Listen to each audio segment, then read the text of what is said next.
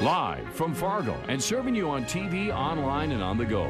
This is Valley News Live at 5:30. Police are still searching for the person responsible for graffiti containing a racial slur that spurred controversy on social media.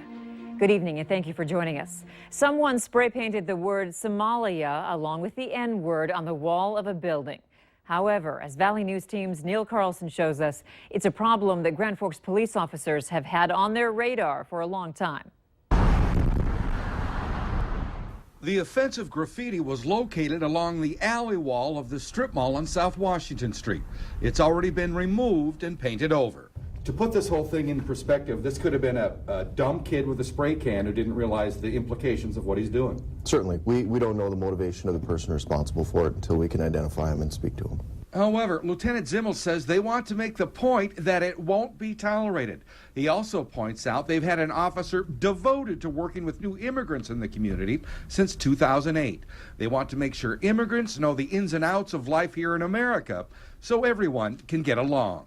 And police say that's important because many new immigrants come from countries where the police are someone to be feared. In many of the countries where people are leaving as refugees, police are something to, in most cases, be feared. Whether it's direct violence, whether it's taking things or people from the home, whatever the case may be. And while a few members of different races continue to clash, one recent Somalian immigrant who was working at a Grand Forks macaroni plant says his overall experience here has been a good one. Do you think you've been treated well in Grand Forks? Yeah, I want to stay here, Grand Forks. Okay. Yeah. Got a job now, doing pretty well? Yeah, I'm just doing this job. I work in this Philadelphia macaroni company. Okay. So I'm very happy. And while there will continue to be ups and downs between groups getting along, it is a problem that is not being ignored here in Grand Forks. Neil Carlson, Valley News Live. Two other groups, Lutheran Social Services and the Global Friends Coalition, also work with immigrants in Grand Forks to give immigrants and the community a better understanding of each other. Today, police began their investigation of that graffiti incident, interviewing people and checking surveillance videos in an effort to find the vandal. It's a call for action. Neighbors say they've had enough after looking at an eyesore in the neighborhood.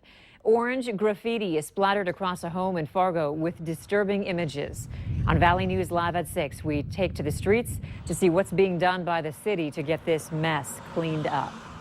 If you need help uncovering fraud or corruption in your community, call our whistleblower hotline, and we'll do our best to get to the bottom of it. Call 237-6576 and leave your tip. A member of our investigative team will get on the case and go to work to expose the truth. Although it's spring, it sure feels more like fall or even winter, and we're about to see more of that over the next 24 hours.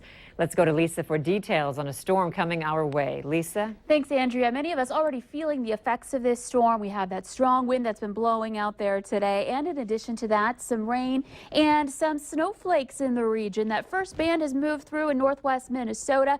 Earlier this morning, when temperatures were much cooler, we saw this initial band push through, and with that, some freezing rain fell, causing some slippery spots. Now we're kind of in the lull in the Fargo-Moorhead area with the heaviest snow shield up to the north and west, and that is going to eventually be sliding through for tonight. So here's a look at our timeline.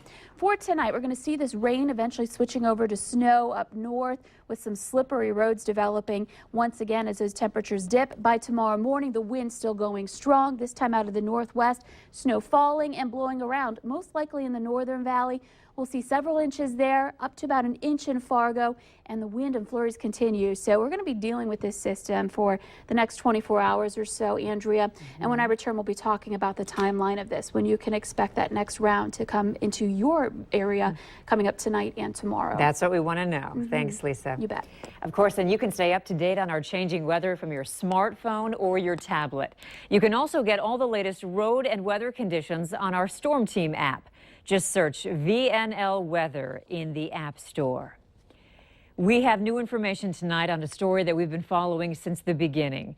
The driver of a four-wheeler who hit a 6-year-old boy and drove off will face charges. Jackson Heinzelman was hit near the Pelican Supper Club. His mother tells Valley News Live he was running across the parking lot when he was hit. The two people on the ATV, a 23-year-old woman and 22-year-old man, didn't stop. Their names have not been released. The Otter Tail County Assistant Attorney tells Valley News Live that the case is still ongoing, and they're waiting for the medical information to come in to determine the appropriate level of charges for the driver. Our furry, four-legged friend is a trooper after being stabbed multiple times with an object 6 to 8 inches long. For Love of Dog has named him Wilford. Nicole Nordby from For Love of Dogs says he is currently in round-the-clock care and may be in need of hip surgery. She says they have also noticed other injuries in addition to the stab wounds, and at this time they're unsure if they are related to the incident. Nordby tells us that they're unsure when a full recovery can be expected. 2 people were found dead, according to the Bottineau County Sheriff's Department, after several law enforcement agencies responded to a pig barn earlier today. It happened near the small town of Souris. Little information is available at this time. However, the Bottineau Public High School was in lockdown for a short time. Now, deputies say there is no threat to the public. Now to some major international news. The French Interior Ministry says a black box has been found at the plane crash site in the Alps where a Germanwings jetliner went down with 150 people on board. There are believed to be no survivors. Aerial footage from France appears to show pieces of wreckage on the Rocky mountainsides.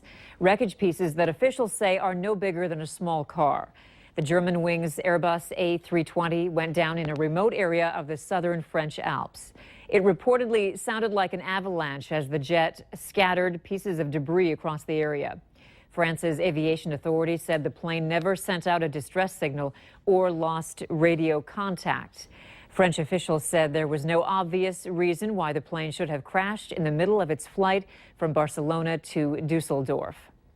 Prom season is almost here, and one Pennsylvania high school wants the final say on what girls wear to this year's prom. Starting this month, DeLone Catholic School in Adams County began requiring students to bring a picture of their gown for pre-approval. School administrators are defending the policy, saying the school has a responsibility to uphold Catholic values and moral integrity. But students say the timing of the new policy, combined with a stricter dress code, isn't fair, especially for those who have already spent hundreds of dollars on gowns that now need alterations to meet the school's dress code. They made their goal, raising more than $5.5 million, and they're celebrating it with the people who helped make it happen. The United Way of Cass Clay's annual meeting had more the feeling of a party than anything else. It was a packed house, making it the largest event in the organization's history. There were lots of awards, too, with Discovery Benefits earning the prestigious Donath Campaign Award of Excellence, and a message from a youth advocate about how support from the community made a difference in his life. Had it not been for people who supported me and supported my mom and supported my family when we needed it most, my story doesn't exist. And so that's part of the beauty of the work of the United Way, is that it's not just a celebration of the workers. It's actually going out there and giving the workers the ammunition that they need to keep doing what they're doing. In all, 11 organizations were honored for their work in this year's campaign. Well, even with a storm on the horizon this week, it's time to start thinking about putting away the scarves and the mittens and the hats and getting ready for spring. Organizing expert Miss Simplicity says now is the time to get your home ready for the new season. When packing away winter clothes and gear, think about things you will not need next winter and either throw them away or donate them. When storing clothes, keep them in a clean, dry, and dark place. Miss Simplicity says a great place to start cleaning is the front hall closet. Making that transition with the seasonal clothes, getting rid of the winter stuff, and a lot of times even the bottom of a closet can get all gross from sand and salt and dirt and dust like that. Just clean it all the way to the bottom of the floor. For more organizing ideas, go to valleynewslive.com and look for this story. Still ahead tonight, a popular frozen food manufacturer wants you to stop eating a certain product and toss it out. We'll tell you why. We currently have some light rain moving through the valley, but there is snow behind that, and the wind will continue tonight. I'll have details on this coming up right after this break.